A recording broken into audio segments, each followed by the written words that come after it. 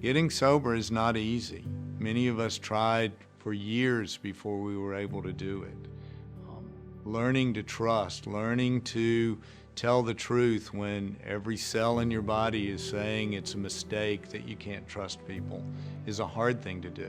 Trust is a commodity that most alcoholics and addicts don't have a whole lot of. They don't trust people around them, and they don't trust themselves. When people come for treatment here, or when they first walk in the doors, majority of them are scared.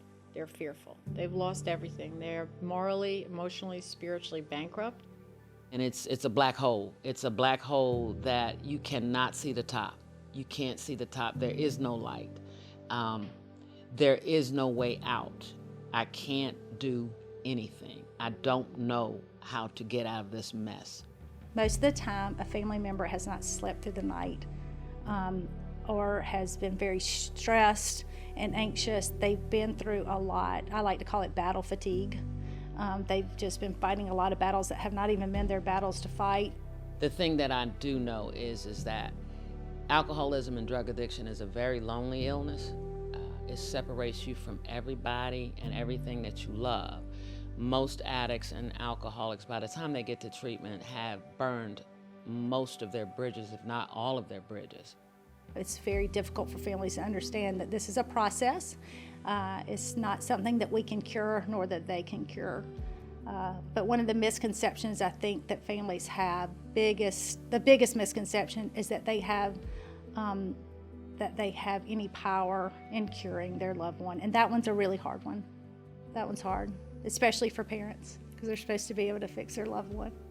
When families come to us, they're often quite lost in how to handle this crisis that they're in.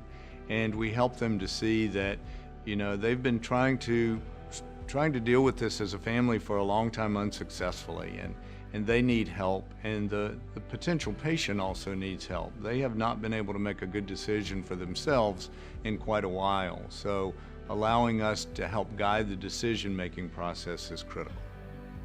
I remember being that way. What am I going to do? Where do I go? How? And for me, it was a guy standing next to me. He says, "I'm glad I don't have to live that way anymore, Janice."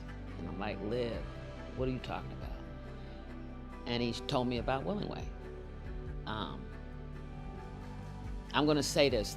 As bad as I was feeling, that was the first time I'd had any hope that something may be different, because the guy said he was on the same drug that I was, and he didn't live like that anymore.